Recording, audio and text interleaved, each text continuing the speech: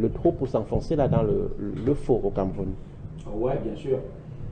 Les faux diplômes, c'est pas aujourd'hui qu'on en parle. Vous voyez bien que ça monte plutôt. Donc on avait pensé avoir atteint un niveau assez élevé en 2022. Mais là, on est en 2025, on voit qu'on est plutôt monté. 1312 faux diplômes. Voilà, donc rien n'a été fait. Qu'est-ce qu'on a fait en temps? Le problème, ce n'est pas de dire qu'on a détecté les faux diplômes. Chaque année, on nous dit à la fonction publique, dans l'année, on a détecté les faux diplômes. Qu'est-ce qu'on fait pour remédier à la situation? Est-ce qu'on ne sait pas comment ces faux diplômes la sortent? Est-ce qu'on ne sait pas comment c'est faux? Est-ce qu'on ne maîtrise pas le circuit? Il ne faut pas que... Parce que parfois, on fait des choses comme ça. Nous tous, nous savons comment ça se passe. On connaît le réseau. C'est comme les faux actes de naissance et autres. On connaît comment ça se passe.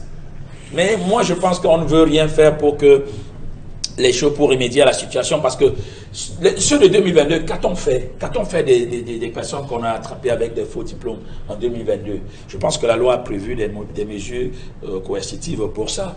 Je pense que si on sanctionnait assez, si on sanctionnait à leur juste mesure ceux-là qui présentent des faux diplômes, ça aurait peut-être dissuadé certains à rentrer dans ce domaine-là. Mais bon, comment on protège les fabricants de ces faux diplômes?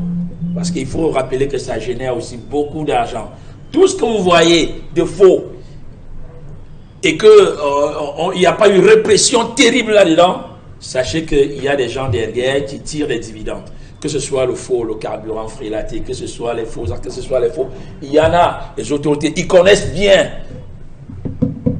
Là où, justement, ces faux diplômes, ici à Douala, à Yaoundé, on connaît où ça se passe. Pourquoi on ne fait rien? Pourquoi on ne fait rien? Qu'est-ce qu'on fait de la digitalisation? Parce qu'aujourd'hui, vous prenez les gens déposent Vos bulletins de vote ont été imprimés où?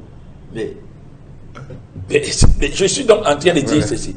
Quand donc vous connaissez là où les gars tirent les faux diplômes, vous ne faites rien pour bloquer le circuit et vous vous étonnez que les gens viennent présenter des faux diplômes. Le temps qu'on met à contrôler justement si votre diplôme est authentique, pendant le temps que vous présentez le concours et le temps qu'on met pour découvrir que votre diplôme est un faux, vous êtes déjà admis.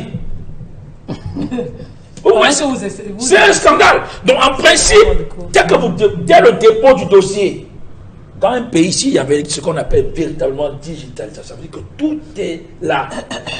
On tape Donald Luiz Kanga, on sait qu'il est.